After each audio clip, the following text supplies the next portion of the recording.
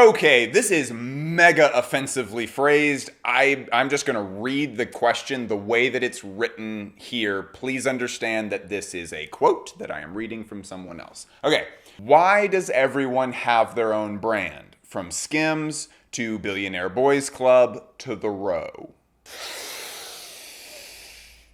Boy, you chose to give 3 examples of silly brands that are just by someone for the sake of having a brand. SKIMS, totally legitimate. Billionaire Boys Club, totally legitimate. How dare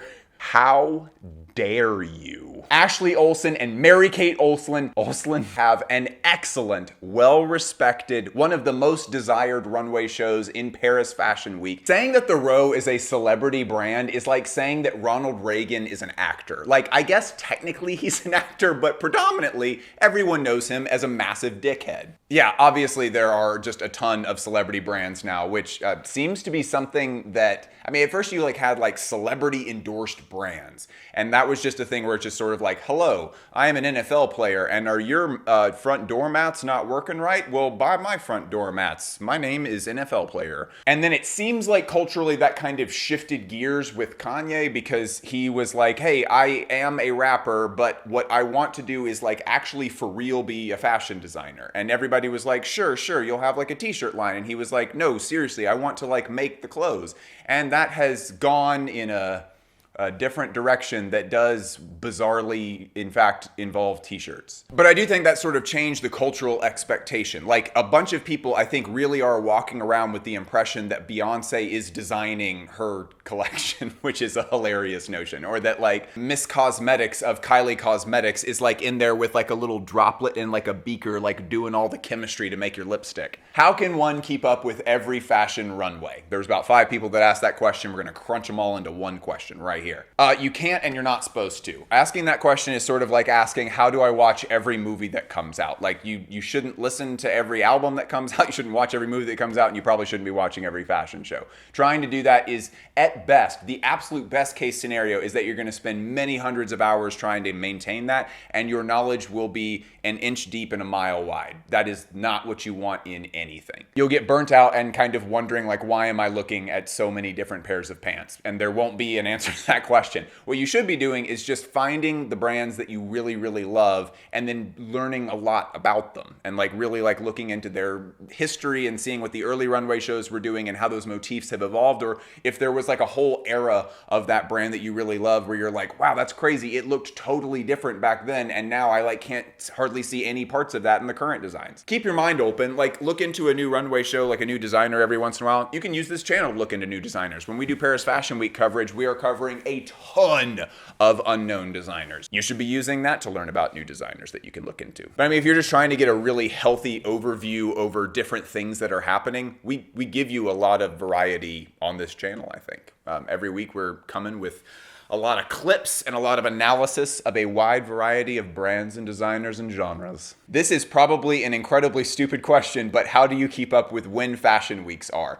That's not at all a stupid question, because they don't make it abundantly obvious, because all of the fashion weeks are not organized by a single entity, so there can't be one entity pushing out that information. It has to sort of be handled by the individual fashion councils, which are not always good at making websites that do things right. You can usually just Google it. If you're within 3 months of a given fashion week, then you can just Google when is Paris Fashion Week September 2023, and it'll just give you the dates. Usually something has been updated to where Google will give you a correct answer on that. Do you think that Martin Margiela just chills in Parisian cafes totally unbothered?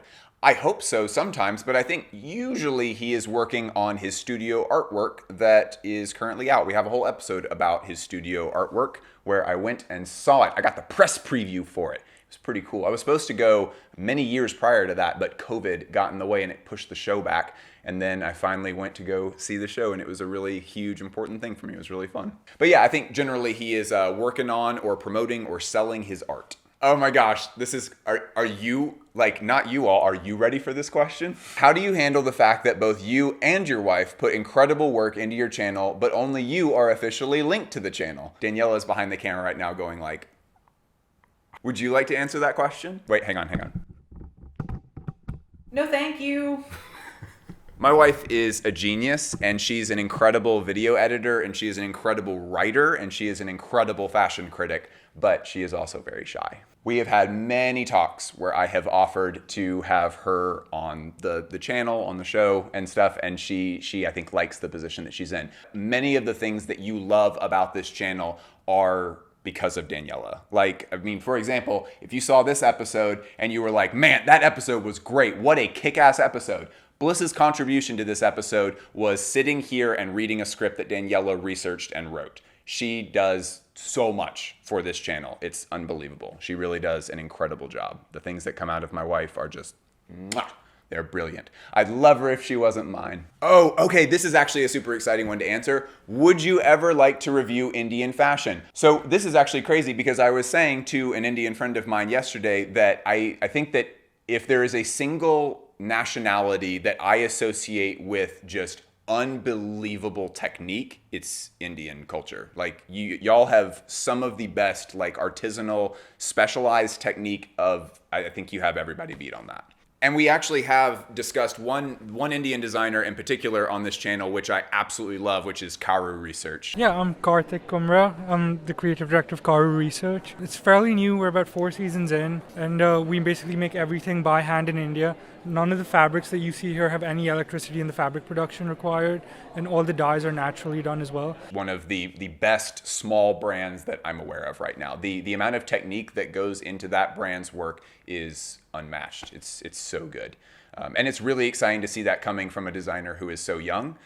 Just unbelievable stuff. If you don't already know about Karu Research, we have an interview with them in our 90-minute Paris Fashion Week coverage. You should definitely go check that out. And also just go look at their clothes. Just like product images is plenty. Like you'll get it. Oh, I gotta be kind of blunt with this one. Bummer. Okay, the question is, do you need to have a world building or story in mind to make a brand? I'm gonna be super frank with everybody. If your idea is to create fashion for pretty much any other reason than those reasons, I strongly encourage you to not do that. We have plenty of clothes. We do not need more clothes. What are some good resources for keeping up to date with current fashion? I think that keeping up to date with current fashion is overrated. I founded this channel initially on the idea that I was super tired of every publication only talking about what is happening literally this week, sometimes literally this day. And I just remember thinking like everyone is having to give all of these responses so fucking fast that like there's no time to reflect on anything and to give real meaningful opinions. And then I remember looking back at like I keep like just bragging about the fact that I read like old copies of the New York Times. I would look back at like old stuff and I'm like, no, this looks like they wrote it the same day that it happened too. Like, what is this like bizarre obsession that our industry has with only looking at things the same day and just giving what comes to the top of your head? That shit is so overrated. Don't do it. Like, we're happy here on this channel to talk about things that are happening. Recently, we released a video about Peter Doe's first show at Helmut Lang. We released that within a couple of days of it coming out because I wanted to talk about it. But at the same time, we review old shows regularly. We talk about stuff that isn't super, super old, but isn't super, like, this week current either. It is fine for you to just kind of bounce around a little bit. You do not need to have every like part of your brain dedicated to like, what does the latest version of this mean? Because if I have 2 versions back, I'm gonna look like a fucking idiot. Let go, it's fine. Just to plug what we do here, and it doesn't feel fully like bragging because it's both of us doing it, but our Paris Fashion Week coverage is, in my opinion, it is the best coverage of Paris Fashion Week in the entire industry, major publications included. And we have designed those Fashion Week coverage videos to be something that you can go back to and reference many months later. Those have been built so that you can return to them and study them at a later time and continue to think about them. So if that's something you're interested in, maybe you'll consider looking at some of the old Paris Fashion Week coverage. I want to be super specific with what I say to this one. This is a really good question. And fortunately, it's only for the real heads because this is the final question in the lineup. And based on YouTube drop-off rates, there's only like 6 of you left. Do you think that high fashion should be democratized and available to anyone for low prices? Again, I want to be really specific with what I'm saying here. I understand the desire for clothes to be as affordable as possible. I assume what you're talking about here is brand new clothes because there are lots and lots of well-made clothes that are available to you today all over the internet for very affordable prices secondhand. I assume what you're talking about is brand new. Clothes are not made by robots. T-shirts are not made by robots. There have to be human hands that run this through a sewing machine to put these pieces together.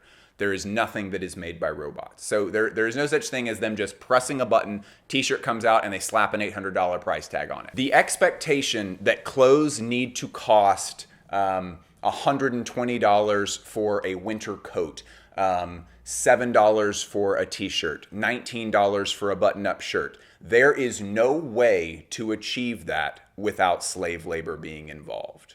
It is impossible. Do I think that fashion should be democratized? It doesn't sound very democratic to me that someone is working in putrid conditions and having to breathe dangerous chemicals in and working in factories that could be set on fire or collapse at any moment. That does not sound very democratic to me, no. It's just really, really expensive to make clothes the right way. If you want to make them in countries where labor laws are enforced, if you want to use somewhat nice materials, which is not just the cheapest possible polyester and a bunch of cotton, it just costs a lot of money. If you want to use specialized technique, have a special dye technique, there's so many things that make it where the clothes are just going to end up costing more money. Good question. Love you all a ton. See ya.